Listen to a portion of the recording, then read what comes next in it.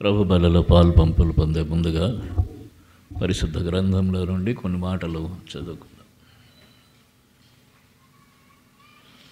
దానియేలు గ్రంథం 2వ అధ్యాయం. దానియేలు గ్రంథము 2వ అధ్యాయం.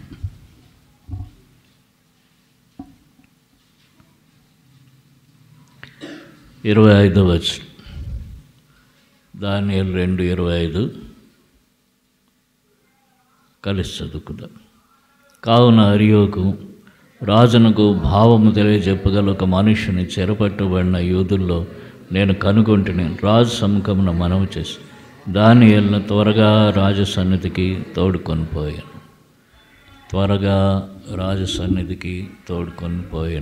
త్వరగా ప్రేమ కలిగిన తండ్రి, మీ పరిశుద్ధ నామానికి స్తోత్రాలు. యేసు ప్రభు వందనాలైన స్తుతులు అర్పిస్తున్నాం. ఘనత మహిమ ప్రభావములను మీకు ఆరోపిస్తూ ఆత్మ సత్యంతో మిమ్మల్ని ఆరాధించుకోవటం కృపనిచ్చినందుకు వందనాలు ప్రభు. మరలా తండ్రి సాగిలు పడుతున్నాం. మీ యొక్క శరీరంలో రక్తంలో మీ బలలో పాలు పంపులు పొందే ముందుగా ఈ వాక్యం ద్వారా మమ్మల్ని దర్శించండి, మాతో మాట్లాడండి, సరిచేయండి ప్రభా. కృప చూపండి. చదువుకున్న లేఖన భాగములు మా గమనంలో బోధించండి. నిలబడే మీ దాసుని కొలతలను ఆత్మతో నింపండి. నిలబట్టు మాట్లాడుతూ శక్తి దయచేయండి, సహాయం చేయండి. సమస్త మేలుకరంగా చేయమని వేడుకుంటున్నాము. కృప చూపించండి. స్తుతులు అర్పిస్తూ యోగ్యమైన రీతిలో మీ బలలో చేయముంచినట్లు మా ఇళ్ళ కనికరం చూపండి. శత్రుకారుల మీద విజయం కోరుకుంటున్నాం. యేసుక్రీస్తు వారి పరిశుద్ధ నామంలోనే ప్రార్థిస్తున్నాం తండ్రి, ఆమేన్.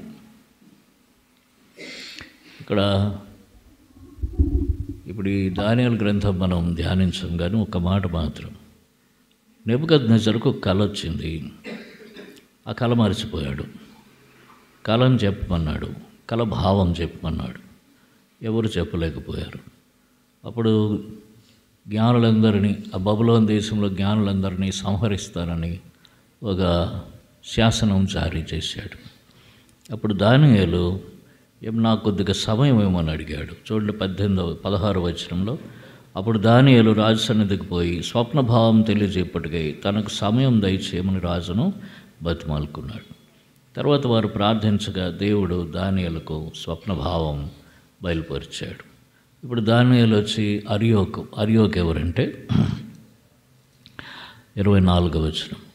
దానియేలు బబులోనులోని జ్ఞానులను నశింపజేయుటకు రాజు నియమించిన అరియోకు వద్దకు వెళ్ళి బబులోనులోని జ్ఞానులందరినీ చంపేయమని దేవుడు అరియోకు అనేవానికి అధికారం ఇచ్చాడు. ఈ అరియోకు దగ్గరకు వచ్చాడు. వచ్చి నన్ను రాజు దగ్గరకు తీసుకుని పోమంటే ఇప్పుడు మాట, దానియేలును త్వరగా రాజసన్నిధికి తోడుకొని పోయాను. ఎట్లా తోడుకొని పోయాడు? అరియోకు త్వరగా తోడుకొని పోయాడు. మెల్లగా నిదానంగా చేయొచ్చు, కానీ ఆ పని చేయవలసిన విధానం త్వరగా చేయాలి. ఎందుకంటే జ్ఞానులందరినీ నశింపజేయమని ఆజ్ఞ ఉంది. ఇప్పుడు రాజుకి ఇంక కోపం వస్తే మరలా ఆజ్ఞను రెట్టింపజేస్తాడు. కాబట్టి త్వరగా చేయాలి. రాజు దగ్గరకు త్వరగా తోడుకొని పోవాలి. మన దేవుడు మనకు రాజులకు రాజు కనుక మనం కూడా దేవుని విషయాల్లో త్వరపడే మనస్థితి మనకు అవసరం. దేవుని విషయంలో మనం ఏం చేసినా ఎట్లా చేయాలంటే త్వరగా చేయాల్సిన వారంగా మనం ఉన్నాం. చూడండి, ఆదికాండం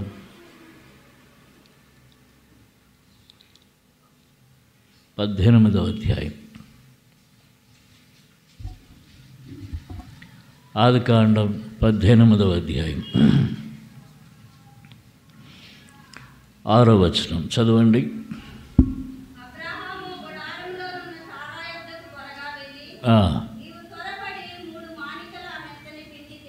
త్వరగా వెళ్ళాడు. ఎక్కడికి వెళ్ళాడు? త్వరగా శారా దగ్గరకు. ఎందుకు త్వరగా వెళ్ళాడు అంటే దేవుడు ఆయన మరో ఇద్దరిని తీసుకుని వచ్చాడు ఆయన దగ్గరికి. ఎందుకు వచ్చాట? భోజనం చేయటానికి వచ్చాడు. అందుకని అక్కడ అంటాడు చూడండి 5వ వచనంలో, కొంచెం ఆహారం తెచ్చేదను, మీ ప్రాణములను బలపరుచుకొనుడి, తరువాత మీరు వెళ్ళవచ్చు. ఇందు నిమిత్తం కదా మీరు మీ దాసుని యొద్దకు వచ్చితిరనెను. వారు నీవు చెప్పినట్లు చేయమనుగా. అంటే వారు భోజనం చేయటానికే వచ్చారు. కాబట్టి ఆయన ఇప్పుడు దేవునితో కూడా ఇద్దరు దూతలు, వారిరువురికి ఆయన భోజనం సిద్ధం చేయాలి. ఇందు నిమిత్తమే కదా వచ్చారు, కూర్చోండి కొద్దిసేపు అనలేదు. త్వరగా పోయి ముందు శారా దగ్గరికి త్వరగా పోయేట. ఆమెతో ఏమంటున్నాడు, నువ్వు త్వరగా సిద్ధపరచమని చెప్పాడు. తర్వాత అబ్రహాం ఏం చేసేట చూడండి, 7వ వచనం. మరియు అబ్రహాం పశువుల మందకు పరుగెత్తి ఒక మంచి లేత దూడను తెచ్చి ఒక పనివానికి అప్పగించాను. వాడు దాన్ని త్వరగా సిద్ధపరిచాడు. ప్రతి ఒక్కడు కూడా త్వరగా పనులు చేస్తున్నాడు. అక్కడెక్కడ అలక్ష్యం లేదు, నిర్లక్ష్యం లేదు, బద్ధకం లేదు, సోమరితనం లేదు. అర్థమైందా? దేవునికి తాను చేయవలసిన దాన్ని ఎట్లా చేస్తున్నారు వారందరూ? అబ్రహాం కానీ, అబ్రహాం భార్య కానీ, శారా కానీ, వారి పనివాడు కానీ త్వరగా వారు చేయవలసిన పనులు చేస్తూ ఉన్నారు. కాబట్టి దేవుని విషయంలో మనం త్వరగా ఉండాలి, త్వరగా పని చేయాలి. దేవునికి ఇచ్చేదాని విషయంలో త్వరపడి ఇవ్వాలి. దేవుని దగ్గర కనబడే విషయంలో త్వరపడి కనబడాలి. అక్కడ అలక్ష్యం ఉండకూడదు, నిర్లక్ష్యం ఉండకూడదు. మనం అనేక విషయాలు త్వరగా చేస్తుంటాం. ఏదైనా ట్రైన్కి బయలుదేరాలనుకోండి, ఎట్లా బయలుదేరుతాం? త్వరగా బయలుదేరుతాం. లేకపోతే ట్రైన్ మన కోసం ఉంటుందా? అది త్వరగా వెళ్ళిపోతుంది. ఇప్పుడు మన సహోదరులు ఇద్దరు త్వరగా వెళ్ళిపోయారు. ఎక్కడికి వెళ్ళిపోయారు? కరెక్ట్గా వాక్యం వచ్చే టైంకి త్వరగా వెళ్ళిపోయారు. లేదా పని పెట్టుకున్నట్టున్నారు. కాబట్టి త్వరగా మనం దేవుని పనుల విషయంలో ఎంత త్వరగా ఉండాలి అబ్రహాం బోధిస్తున్నాడు మనకి. మా చిన్నప్పుడు వైజాగ్లో భోజనం టైంకి వెళ్తే కాఫీ తాగుతారా అని అడిగేవారు. వెళ్ళింది ఏ టైంకి? భోజనాల టైంకి. కాఫీ తాగుతారా అంటే అర్థం ఏంటి? అంటే భోజనం పెట్టము అని చెప్పేట ముందే. అంటే ఆ రోజుల్లో అదొక, అంటే దాన్ని కూడా మిగిల్చుకోవాలనుకునేవారు. ముఖ్యంగా వైజాగ్లోనే ఉండేది ఆ పద్ధతి. అట్లాగా అబ్రహాం అట్లా చేయలేదు. మీరు కూర్చోండి, మీకు వంట చేస్తాను అని. అప్పటికి శారమ్మ వయసు చాలా పెద్దది. ఆమెను కూడా 3 మానికల మెత్తని పిండి పిసకమని చెప్పాట. ఆమె పిసుకుతుందో, ఎవరి చేత పిసికిస్తుందో, ఏం చేస్తుందో కానీ.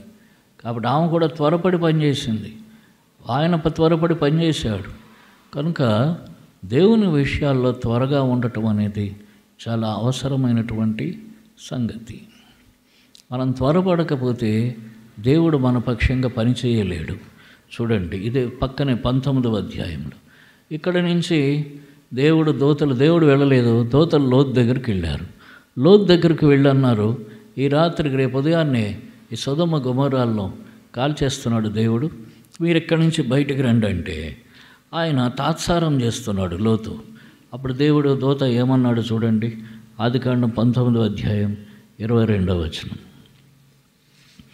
ఆదికాండం 19, నీవు త్వరపడి అక్కడికి తప్పించుకొని పొమ్ము, నీవు అక్కడ చేరు వరకు నేనేమీ చేయలేను నేను, అందుచేత ఆ ఊరికి సోయరను పేరు పెట్టబడినది. సోయర్ అంటే చిన్నది. అయితే లోతుతో చెప్తున్నాడు దేవదూత, నీవు అక్కడి నుంచి తప్పించుకొని త్వరగా వెళ్ళు, నువ్వు వెళ్ళకపోతే నేనేమి చేయలేను. అంటే నువ్వు అందులో నుంచి బయటకు రాకపోతే నేను ఈ సొదొమ గొమొర్రాలు నాశనం చేయలేను. నువ్వేమో కదలవు, నువ్వు త్వరగా వెళ్ళు అంటున్నాడు. అంటే దేవుడు పని చేయాలంటే ఇప్పుడు లోతు వాళ్ళకి అడ్డం. లోతు తొందరపడట్లేదు, ఇంకా ఆలోచిస్తున్నాడు. ఇంకా అందులో వదిలేసినవి ఏమైనా తెచ్చుకుందామా, ఏం చేద్దాం, కష్టపడి సంపాదించుకున్నాం, ఇప్పుడు అంతా బూడిదకు వదిలేయాల్సి వస్తుంది అని ఆలోచిస్తూ ఉన్నాడు. త్వరపడట్లేదు లోతు, నిదానంగా ఉన్నాడు. దేవుని దూత అంటున్నాడు, నువ్వు త్వరగా వెళ్ళు, నువ్వు వెళ్ళకపోతే నేనేమీ చేయలేను. దేవుడు మన జీవితంలో పనులు చేయాలనుకుంటాడు. మనం త్వరపడకపోతే దేవుని పనులు మన జీవితాల్లో జరగవు, ఆలస్యం అయిపోతూ ఉంటాయి. మనం చాలాసార్లు అనుకుంటాం, ఏం దేవుడు ఆలస్యం చేస్తున్నాడు. దేవుడు కాదు ఆలస్యం చేస్తుంది, మనమే ఆలస్యము చేయించుకుంటున్నాము చాలాసార్లు. మనం త్వరపడం. అర్థమైందా? ఉదయాన్నే 6 గంటలకు దేవుడు పని చేయాలనుకున్నాడు అనుకోండి, మన జీవిత విషయంలో మనం 6 గంటలకు లేచి సిద్ధంగా ఉండాలి కదా. మనం 7 గంటలకు లేస్తాం అనుకోండి, ఏం పని చేస్తాడు ఆయన? ఆ రోజుకి పోయింది. అట్లాగనే మన జీవితాల్లో ఆలస్యం వల్ల దేవుని పనులు ఆలస్యం చేసుకుంటాం. దేవుని విషయాల్లో త్వరగా ఉండటం నేర్చుకో. దేవుడు ఏది చెబితే దాన్ని త్వరగా చెయ్యాలి. ఇందాక అబ్రహాం విషయంలో ఏం చూసాము? దేవుని కోసం త్వరగా పనిచేయాలి. అక్కడ అబ్రహాం విషయంలో ఏం చూసాం? దేవుని కోసం త్వరగా పనిచేయాలి, దేవునికి చేయవలసినది త్వరగా చెయ్యాలి. ఇక్కడ లోతు విషయంలో ఏం చేస్తున్నాము? దేవుడు మన జీవితంలో పని చేయాలంటే మనం త్వరగా పని చేయాలి, మనం సమయానికి సిద్ధంగా ఉండాలి దేవుని దగ్గర. అప్పుడు దేవుడు మన పక్షంగా త్వరగా పని చేస్తాడు. మూడవదిగా చూడండి, సమూయేలు మొదటి గ్రంథం 25వ అధ్యాయం.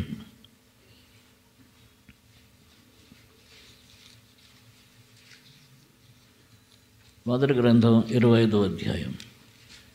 అక్కడ దావీదు నాబాలు అనేవానికి తన పనివారిని పంపించి ఒక విన్నపం చేశాడు. ఏమన్నాడు చూడండి, 5వ వచనం, 25:5 చదవండి. పిలిచి ఆయనను కర్మేలు నాబాలు వద్దకు పోయి అడిగి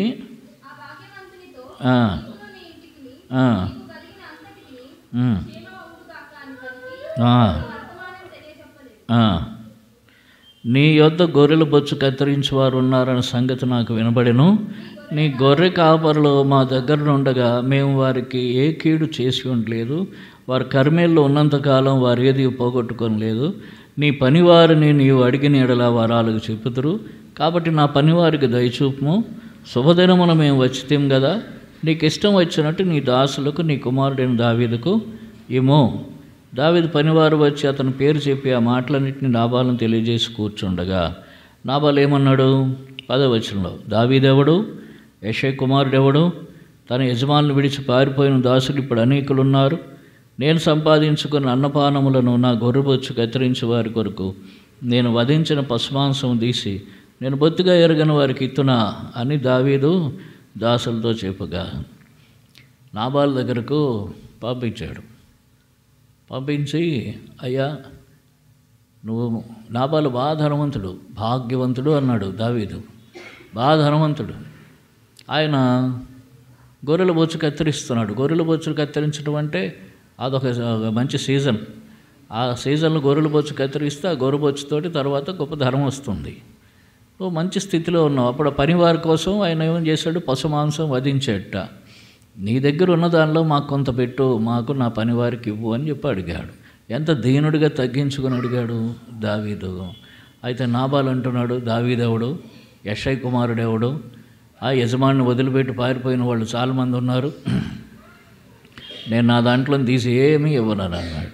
దావీదు కోపం వచ్చింది. దావీదు కోపం వచ్చి ఏం చేశాడో చూడండి,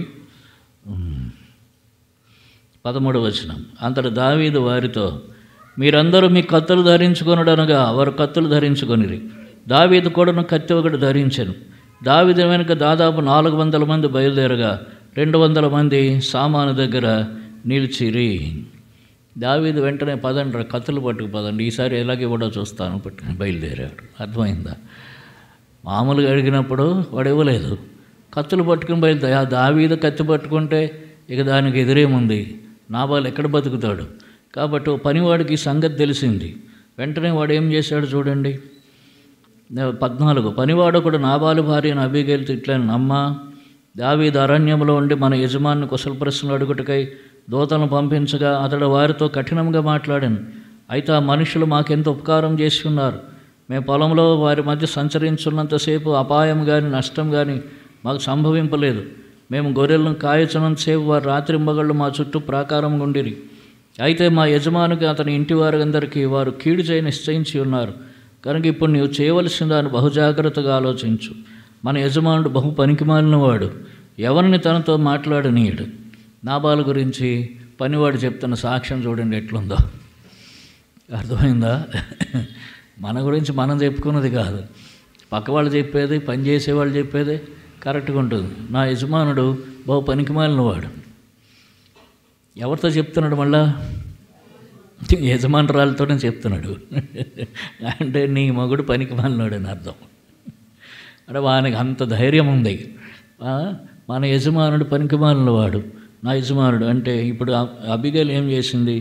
అందుకు 18వ వచనం చూడండి. అందుకు అబిగైలు నాబాలుతో ఏమి చెప్పక త్వరపడి 200 రొట్టెలను 2 ద్రాక్షరసపు తిత్తులను వండిన 5 గొర్రెల మాంసమును 5 మానికలు వేచిన ధాన్యమును 100 ద్రాక్ష గెలలను 200 అంజూరు పడలను గార్ధబముల మీద అంటే గాడిదముల మీద వేయించింది. ఇవన్నీ బాగానే ఉన్నాయి. ద్రాక్షరసపు తిత్తులు, రొట్టెలు, 200 రొట్టెలు. మరి అప్పటికే రెడీ చేసి ఉంచారేమో తెలియదు. వండిన 5 గొర్రెల మాంసం అప్పటికప్పుడు వండిందా? బహుశా పనివారి కోసం వండారేమో. మొత్తానికి అన్నింటినీ పట్టుకుంది. ఇన్ని పట్టుకుని ఏం చేసింది? త్వరపడి ఇవన్నీ సిద్ధపరిచింది. తర్వాత ఏం చేసింది? 22వ వచనం, 23. అబిగయలు దావీదును కనుగొని గార్ధము మీద నుండి త్వరగా దిగి దావీదునకు సాష్టాంగ నమస్కారం చేసి అతని పాదములు పట్టుకొని త్వరగా దిగి ఆయన పాదాలు పట్టుకుందిట. ఎవరు పాదాలు? దావీదు పాదములు పట్టుకుంది, త్వరగా దిగింది. ఆయన చూడగానే ఎలాగ తీసుకొచ్చేయంలే అన్నీను, ఇంత కొద్దిసేపు మాట్లాడి ఆ తర్వాత చూద్దామన్నా. ఏంటి దావీదు, ఏంటి సంగతి, ఏంటి కత్తులు పట్టుకుని వచ్చావు? నా భర్తను చంపేద్దామనేనా?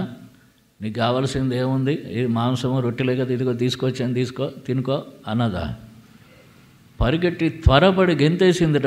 గాడిద మించి గెంతి త్వరపడి ఆయన పాదాలు పట్టుకుని బతిమలాడింది. ఏమంది చూడండి. 26వ వచనం, నా ఏలినవాడా యెహోవా జీవంతోడు.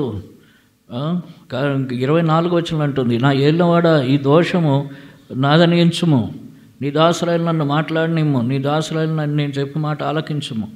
నా ఏలినవాడా దుష్టుడైన ఈ నాబాలను లక్ష్య పెట్టవద్దు. పనివాడేమో నా యజమానుడు పనికిమాలినోడు అన్నాడు.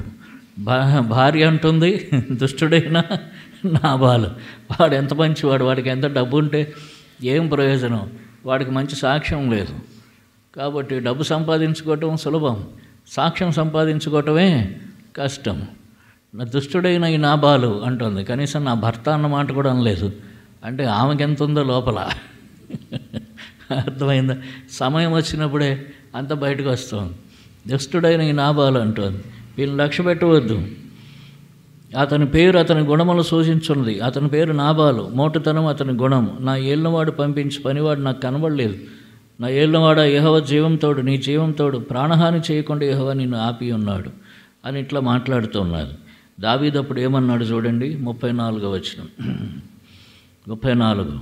నువ్వు త్వరపడి నన్ను ఎదుర్కొనకపోయిన ఎడల నీకు హాని చేయకుండా నన్ను ఆటంకపరిచిన ఇశ్రాయేలీయుల దేవుడైన యెహోవా జీవంతోడు, తెల్లవారులోగా నాబాలుకు మగవాడు ఒకడు విడవబడడన్న మాట నిశ్చయం. అంటే మగవాళ్ళందరినీ చంపేద్దాం అనుకుని వచ్చేట. ఎవరు? నాబాలు కుటుంబంలో ఉన్న వాళ్ళందరూ, ఇక పనివాళ్ళతో సహా. నాబాలు పిల్లలు, నాబాలుతో ఉన్న పనివారు మొత్తం అందరూ మగవాళ్ళందరినీ చంపేద్దాం అనుకుని వచ్చాడు. ఎంతమంది వచ్చారు? దావీదు ప్లస్ 400.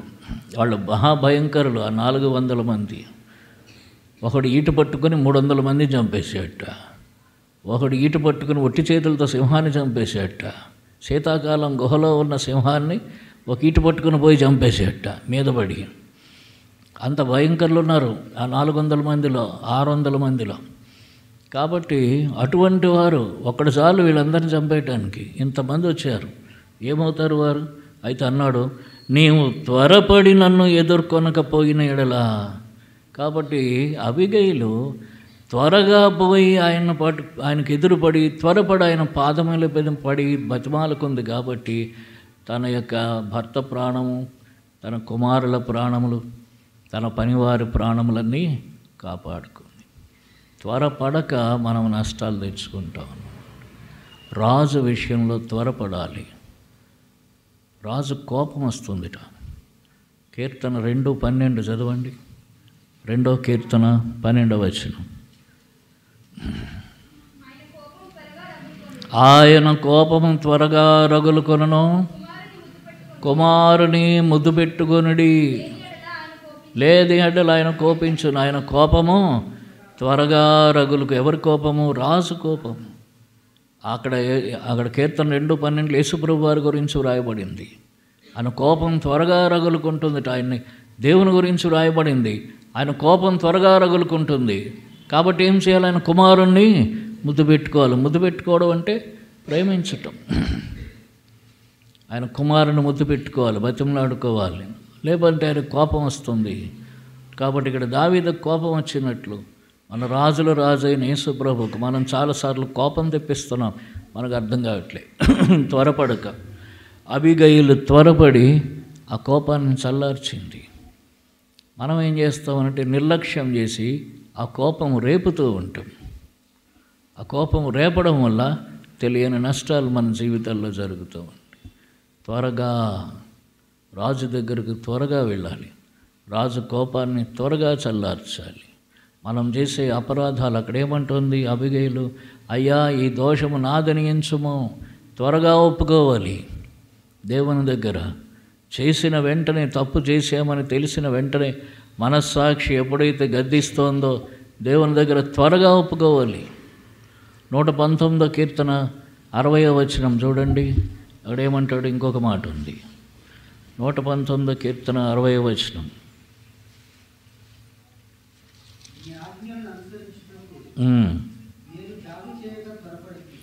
ఇక్కడ కీర్తనకారుడు అంటున్నాడు, బహుశా దావీదై ఉండొచ్చు, నీ ఆజ్ఞలను అనుసరించుటకు నేను జాగు చేయక త్వరపడి తిని.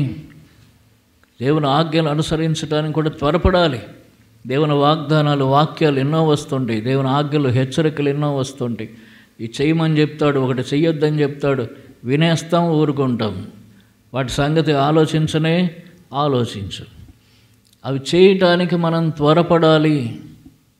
మనం త్వరపడకపోతే మనం నిర్లక్ష్యం చేస్తున్నట్టు లెక్క. దేవుడు చెప్పిన మాటలు నెరవేర్చడానికి, దేవుడు అప్పగించిన బాధ్యతలు నెరవేర్చడానికి త్వరపడాలి. త్వరపడకపోతే నిర్లక్ష్యం చేస్తున్నామని అర్థం చేసుకోవాలి.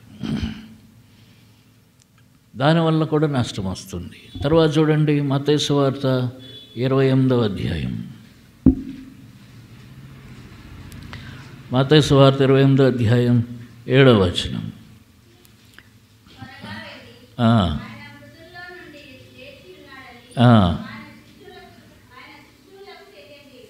ఆయన శిష్యులకు ఎవరితో చెప్తున్నాడు? మగ్దలేనే మరియతోనూ తక్కిన స్త్రీలతో చెప్తున్నాడు. ఎందుకు? వారు వచ్చారు ప్రభువుని చూద్దామని. అయితే అక్కడ ప్రభువు లేడు, అక్కడ దూత ఉన్నాడు. 2వ వచనం, ఇదిగో ప్రభు దూత పరలోకం దిగివచ్చి రాయి పొర్లించి దాని మీద కూర్చుండెను. అప్పుడు మహాభూకంపం కలిగాను. ఆ దూత స్వరూపం మెరుపవలె ఉండెను. అతని వస్త్రం హిమమంత తెల్లగా ఉండెను. అతనికి భయపడుట వలన కావలి వారు వణికి చచ్చిన వారి వలె ఉండిరి. దూత ఆ స్త్రీలను చూచి మీరు భయపడకుడి, సిలువేయబడిన యేసును మీరు వెతుకుచున్నారని నాకు తెలియను. ఆయన ఇక్కడ లేడు, తాను చెప్పినట్టు ఆయన లేచి ఉన్నాడు. రండి, ప్రభువు పండుకొన్న స్థలము చూచి త్వరగా వెళ్ళి ఆయన మృతుల్లో నుండి లేచి ఉన్నాడని ఆయన శిష్యులకు తెలియజేయుడి. ఇదిగో ఆయన గలిలయలోనికి మీకు ముందుగా వెళ్ళుచున్నాడు, అక్కడ మీరు ఆయన్ను చూతురు. ఇదిగో మీతో చెప్పితనని దూత స్త్రీలతో చెప్తున్నాడు, మీరు త్వరగా వెళ్ళండి. లోతుతో చెప్పిన దూత కూడా ఏమన్నాడు? నువ్వు త్వరగా బయటికి రా. ఇక్కడ దూత ఏం చెప్తున్నాడు? నువ్వు త్వరగా వెళ్ళు. కాబట్టి దేవుడి పనులు ఎప్పుడు కూడా త్వరగా జరగాలి, ఆలస్యం ఉండకూడదు. మీరు త్వరగా వెళ్ళి ఆయన లేచి ఉన్నాడని శిష్యులతో ప్రకటించండి. ఎలా లేచినాడు? లేచాడు. గలిలయకి వెళ్ళేవాడు వెళ్ళాడు. మనం వెళ్ళినంత వరకు అక్కడే ఉంటాడు, అంతే కదా. శిష్యుల నుంచి కలుసుకోమని చెప్పాడు, ఎక్కడికి వెళ్ళిపోతాడు? మనం వెళ్ళినంత వరకు ఎక్కడ ఉంటాడు? అక్కడే ఉంటాడు. కాబట్టి ఏం పోయింది, నిదానంగా పోవచ్చులే అనుకోలేదు. త్వరగా వెళ్ళండి అని చెప్తున్నాడు. వారు కూడా త్వరగా వెళ్ళారు, ఆ పనులు చేశారు. యేసుప్రభు తిరిగి లేచాడని ప్రకటించారు. కాబట్టి ప్రభువును గురించిన పని, ప్రభువు చెప్పిన బాధ్యతలు త్వరగా చేయాలి. ఆ త్వరపడటం అనేది మన జీవితంలో లేకపోతే దేవుని భయం లేదని అర్థం అన్నమాట. అబ్రహాం దేవుని భయపడిన వాడు కనుక దేవునికి ఆతిథ్యం చేయటానికి త్వరపడ్డాడు. లోతుకు దేవుని భయం లేదు కాబట్టి వాడు తాత్సారం చేస్తున్నాడు. చచ్చిపోతావురా బాబు, ఇక్కడ ఉంటే ఈ సొదొమ గొమొర్రాలు నాశనం చేయాలా, నువ్వు బయటికి రారా నాయన అంటే, కాదు ఇక్కడికి రావాలా, అక్కడ ఉండాలా. ఆఖరికి ఆయన భార్య గారు ఏం చేసింది, వెనక్కి కూడా తిరిగి చూసింది, ఉప్పు స్తంభం అయిపోయింది. కాబట్టి త్వరపడకపోతే మనం నష్టం పోతుంది. జరగదు, మేలు జరగదు. దేవుని సంగతుల్లో త్వరపడకపోతే మేలు జరగట్లేదు. అలాగనే దేవునికి చేసే విషయంలో, దేవుని సమర్పించుకునే విషయంలో, దేవుని పనిచేసే విషయంలో త్వరపడకపోతే దేవుడు దాన్ని సంతోషించడు, ఆనందించడు. ఆ త్వరగా వడ్డించగానే ఆయన భోజనం చేసి అన్నాడు, మీదటికి శారా ఈ కాలమందు కుమారుని కంటుంది. వాగ్దానం చేశాడు. దేవుని పనులు త్వరగా చేయటం వల్ల వాగ్దానం పొందుతుంది. అబిగయలు రాజు కోపం వచ్చిందని తెలిసి త్వరపడింది. త్వరపడి ఆయన పాదాలు పట్టుకుంది. వెంటనే ఏమైంది, క్షమించబడింది. తర్వాత అదే రాజుకు, అదే దావీదుకు తాను భార్య అయింది. కనుక త్వరపడటం వలన ఏం చేశారు వారు, అబిగయలు కోపం తప్పించుకుంది. త్వరపడి కోపం తప్పించుకుంది, నష్టం నివారించుకుంది, మరణం తప్పించింది, తన కుటుంబానికి నష్టం నాశనం తప్పించి. దేవునికి కోపం వచ్చిందని తెలుసుకోవడం మనం త్వరపడం. కొన్నిసార్లు పరిస్థితులు బాగుండవు, మనకి కొన్ని ఇబ్బందులు కష్టాలు వస్తుంటాయి, శ్రమలు వస్తాయి. అవి వచ్చినప్పుడు అర్థం చేసుకోవాలి, దేవునికి కోపం వచ్చినట్టుంది మన మీద. మనం ఏమనుకుంటామంటే సాతాను, మనం చాలా నీతిగా బతికేస్తున్నాం, అందుకే సాతాను మనకు అన్ని శ్రమలు తెచ్చాడు అనుకుంటాం. అంటే మనకు వస్తేనేమో సాతాను శ్రమ తెచ్చినట్టు, ఇతరులకు వస్తేనేమో వాళ్ళు పాపం చేసినట్టు ఇట్లా భావిస్తాం మనం. కాదు, మనమే తప్పులు చేస్తున్నాము, దేవుడి కోపం మన మీదకి వస్తుంది. ఇది అర్థం చేసుకోవాలి.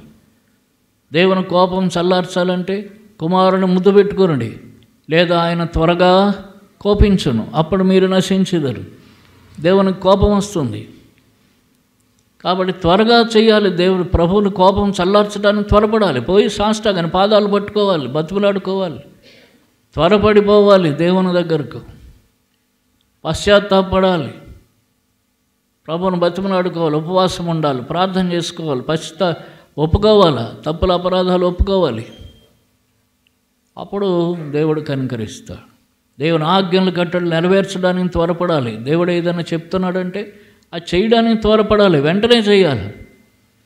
దేవుడు చెప్పిన తర్వాత అప్పుడు మనం ఆలోచిస్తాం చెయ్యాలో వద్దా అని. దేవుడు చెప్పిన తర్వాత మనం ఎవరో ఆలోచించడానికి మరలా. దేవుడు తన వాక్యం ద్వారా చెప్పాడు ఫలానా కార్యం చేయమని, చేయాలంతే. లేదా మానేయమన్నాడు, మానేయాలంతే. మనం త్వరపడం, దేవుని ఆజ్ఞలు నెరవేర్చడానికి త్వరపడం, దేవుని వాక్యం చదవడానికి త్వరపడం. అక్కడ అన్నాడు నీ ఆజ్ఞలు, ఏమన్నాడు 119:60 మరోసారి చదవండి.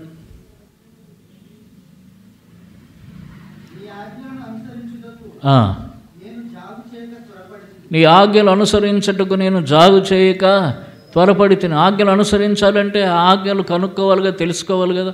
ఆ ఆజ్ఞలు ఎట్లా తెలుసుకుంటూ, దేవుని వాక్యం ద్వారా తెలుసుకుంటాం. దేవుని వాక్యం చదవటానికే త్వరపడకపోతే చదువుదాంలే, సాయంత్రం చదువుదాంలే, రేపు చదువుదాంలే. ఇవాళ ఎంతమంది చదివారో ఇక్కడ బైబిల్ పొద్దున్న లేచి?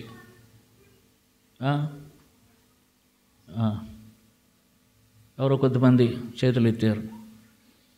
చదవడం వచ్చిన వాళ్ళు కూడా బైబిల్ చదవలేదు కొంతమంది. దించండి. మరి దేవుని ఆజ్ఞలు ఎట్లా తెలుస్తాయి? చదవటానికే తొందర లేకపోతే దేవుని ఆజ్ఞలు ఎట్లా తెలుస్తాయి? చూడండి పరిస్థితి ఎట్లుందో. మళ్ళీ చెప్తున్నాను, చదవటం రాకపోతే మీకు తెలుసు కదా, యూట్యూబ్లో పెట్టుకుని వింటాం రాదా? ఆ యూట్యూబ్లో కావలసినట్టు పెట్టుకుని వింటారు, అవన్నీ తెలుస్తాయి కదా. ఎక్కడెక్కడ ఏం జరుగుతున్నాయి అన్నీ తెలుస్తాయి వార్తలు. చదవటం రాకపోతే ఆడియో బైబిల్ పెట్టుకోండి, ఆడియో బైబిల్ పెట్టుకుని వినండి. వింటే అది కూడా చదవటమే అవుతుంది, అది కూడా బైబిల్ చదవటం అవుతుంది. కనుక నీ ఆజ్ఞలు ఏం చేయట, నేను జాగు చేయక నేను ఆలస్యం చేయట్లేదు అంటున్నాడు. కనుక నేను జాగు చేయక నీ ఆజ్ఞలను అనుసరిస్తాను, ఆలస్యం చేయట్లేదు. దేవుని వాక్యం చదవటానికి త్వరపడాలి. పొద్దున్న లేస్తే ఫస్ట్ దేనికి త్వరపడాలంటే దేవుని వాక్యం చదవటానికి. ఏం చెప్తున్నాడు దేవుడు అది తెలుసుకోవాలి. దాని తర్వాత దాని ప్రకారం ప్రవర్తించడానికి త్వరపడాలి. ఇవన్నీ దేవుని ప్రజలు చేయవలసినటువంటివి. మనం లేచి త్వరగా టీ తాగుతాం, ఆ తర్వాత త్వరగా న్యూస్ చూస్తాం, ఆ న్యూస్లో అంతా న్యూసెన్స్ ఉంటుంది. ఇవన్నీ త్వరగా చేస్తాం, చేయవలసినవి మాత్రం త్వరగా చేయం. తర్వాత అంటున్నాడు దేవుని పని వారు చెప్పారు, మీరు వెళ్ళి ఆయన లేచాడు గలిలేకి వెళ్ళాడని మీరు త్వరగా వెళ్ళి ఏమన్నారు, త్వరగా వెళ్ళి ఆయన మృతుల్లో నుండి లేచి ఉన్నాడని ఆయన శిష్యులు తెలియజేయడి, మీరు త్వరగా వెళ్ళండి, వెళ్ళి తెలియజేయండి అని అన్నాడు. దేవుని పనులు దేవుని మాటలు కూడా త్వరగా తెలియజేయాలి. ఎవరికైనా దేవుని సంగతులు చెప్పాలంటే త్వరపడాలి. కాబట్టి దేవునితో మనకు ఉన్నటువంటి సంబంధం నిర్లక్ష్యం చేయదగినది కాదు. దేవునితో మనకున్న సంబంధం త్వరపడి చేయవలసినది. ఆయన దహించు అగ్ని రోషం గలవాడై ఉన్నాడు. ఆయన రాజు, ఆయనకు త్వరగా కోపం రగులుకుంటుంది. అర్థమైందా? మన ఇష్టానికి మనం బతకడానికి, మన ఇష్టం వచ్చినప్పుడు చేయటానికి, మన ఇష్టం లేనప్పుడు మానేయటానికి కాదు దేవుడు మనతో ఉన్నది. అబ్రహాం దేవుడు వస్తే త్వరగా వెళ్ళాట. శారా అని చెప్పాడు, నువ్వు త్వరగా వెళ్ళు, త్వరపడి 3 మానికల మెత్తన పిండి పిసుకమన్నాడు. త్వరపడి దూడను తీసుకొచ్చాడు. ఆ పనివాడు త్వరగా దాన్ని సిద్ధపరిచాడు. వంట త్వరగా చేసి వడ్డించాడు. దేవుని పని వారు త్వరగా, దేవుని కోసం వారు అన్ని సమస్తం త్వరగా చేస్తున్నారు. మన జీవితాల్లో త్వరగా చేయటం నేర్చుకోవాలి. కాబట్టి ఎంత ఆలస్యం చేస్తున్నాం దేవుని విషయాలు అర్థం చేసుకోవాలి. ఉంటాడులే దేవుడు, ఎక్కడికి పోతాడు అంటే ఉండడా? అబ్రహాం దగ్గరికి వచ్చినవాడు కూడా ఉంటాడు. ఆ లోతు అలాగే అనుకున్నాడు. అందుకని లోతు ఆ దూత అన్నాడు, దేవదూత, నువ్వు త్వరగా వెళ్తేనే కానీ నేనేం చేయలేనురా బాబు అని చెప్తున్నాడు. అక్కడ చూడండి, మరోసారి చదవండి 19వ అధ్యాయం ఆదికాండం, ఎన్నో వచనం అది? ఆదికాండం 19:22. నీవు త్వరపడి అక్కడికి తప్పించుకొని పొమ్ము, నీవు అక్కడికి చేరు వరకు నేనేమీ చేయలేను. చాలాసార్లు దేవుడి పనులు మనమే ఆలస్యం చేసుకుంటూ త్వరపడక, నువ్వు అక్కడికి చేరు వరకు నేనేమి చేయలేను అంటున్నాడు. దేవుడు మనల్ని ప్రేమిస్తున్నాడు, మనమే దేవుణ్ణి నిర్లక్ష్యం చేస్తున్నాం. అర్థమవుతుందా? దేవుడు ఏ పని చేయలేడు అంటే చేతకాక కాదు, మనల్ని బట్టి తను ఆలస్యం అయిపోతున్నది. కనుక మన జీవితాలు పరీక్ష చేసుకుందాం. ఎంత నిర్లక్ష్యంగా ఉన్నాం దేవుని విషయాల్లో, దేవుని మందిరానికి వచ్చే విషయంలో, దేవునికి ఇచ్చే విషయంలో, దేవునితో గడిపే విషయంలో, దేవుని ఆజ్ఞలు నెరవేర్చే విషయంలో, దేవుని ప్రేమించే విషయంలో, అన్నింటిలో కూడా దేవుని దగ్గర ఒప్పుకునే విషయంలో, క్షమాపణ పొంది దేవుని పాదాలు పట్టుకునే విషయంలో, దేవుని దగ్గర సరి చేసుకునే విషయాల్లో, వీటన్నింటి విషయాల్లో ఎంతో ఆలస్యం మన జీవితాలు. చేద్దాంలే ఆ టైం వచ్చేంత వరకు మనకు తెలివి రాదు. కనుక అలాగన మనం త్వరపడక మన జీవితంలో ఆలస్యం చేసుకుని నష్టం చేసుకుంటున్నాం. పరీక్ష చేసుకుందాం, ఒప్పుకుందాం. ప్రభువా, నీ విషయాలన్నింటిలో నేను త్వరగా ఏ పని చేయట్లేదు, నేను నిర్లక్ష్యం చేస్తున్నాను, అలక్ష్యం చేస్తున్నాను, బద్ధకంగా ఉన్నాను, సోమరిగా ఉన్నాను, నన్ను క్షమించు, నీ రక్తంతో కడుగు పవిత్రపరచు అని యోగ్యమైన రీతిలో ప్రభువులలో పాల్పంపులు పొందుదాం.